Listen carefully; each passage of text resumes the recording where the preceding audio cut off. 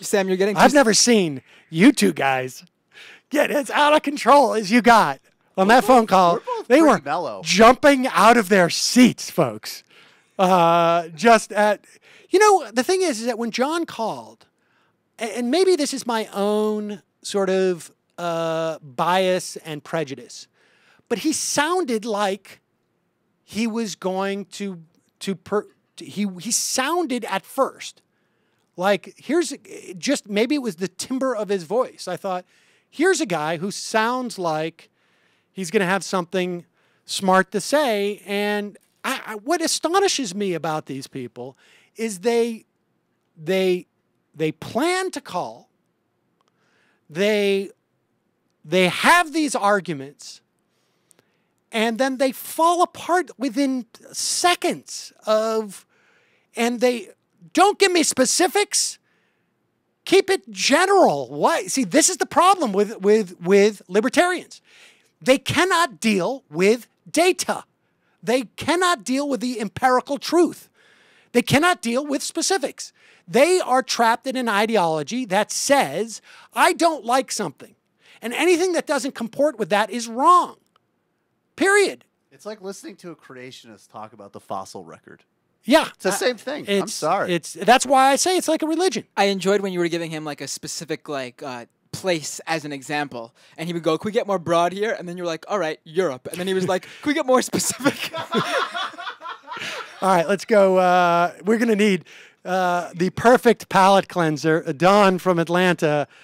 Don, help me out here. Sam, my man, I see what you're doing over there, brother.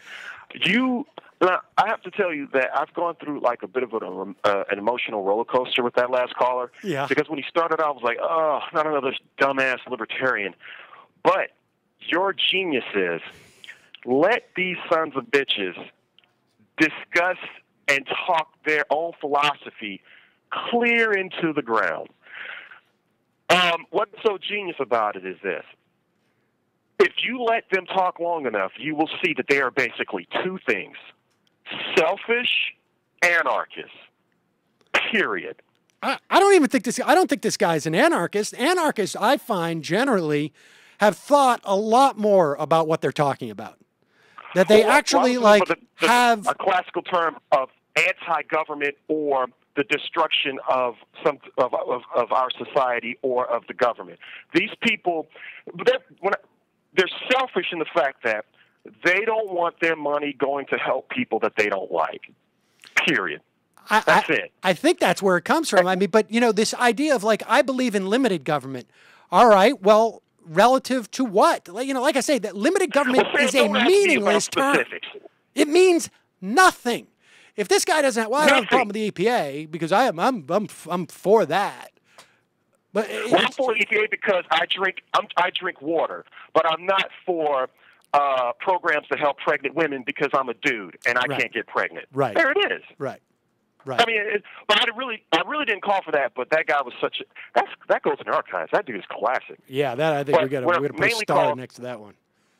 I mainly called in to say that given the tragedy in Oklahoma, that unfortunately the Obama has come out the box capitulating.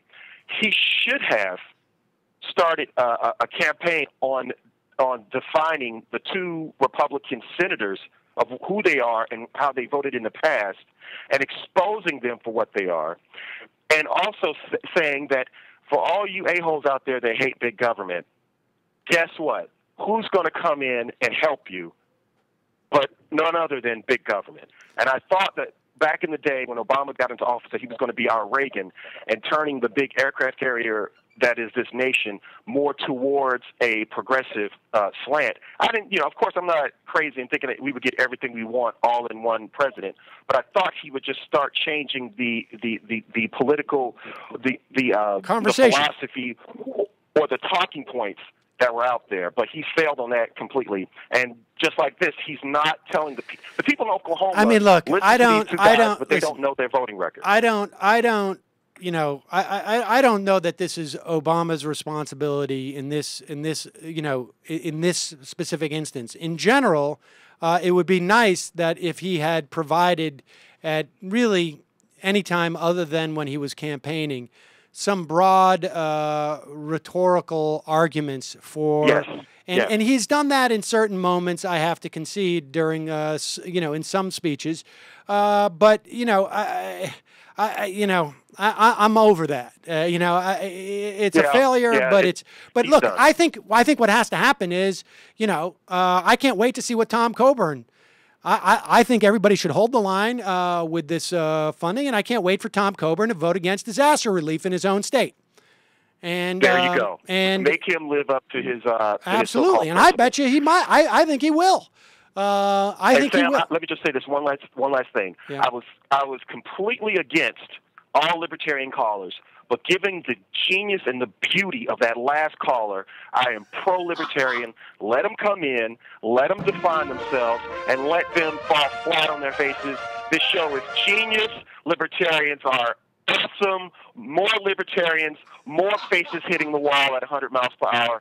And I love the show, and thank you guys. Thanks, Don. I would just like to point out two things about that call. One was when you brought up the diarrhea thing, and he was in the clean water. He was like, "Well, it doesn't affect me. I got my own will." Right, right. Like right, what? Right. And then two, the reason he called in was because a listener of this show left their local libertarian party, which I guess he was a part of, and said, "I don't believe in libertarianism." Yeah, that because of this was show. Quite gratifying. That was quite gratifying.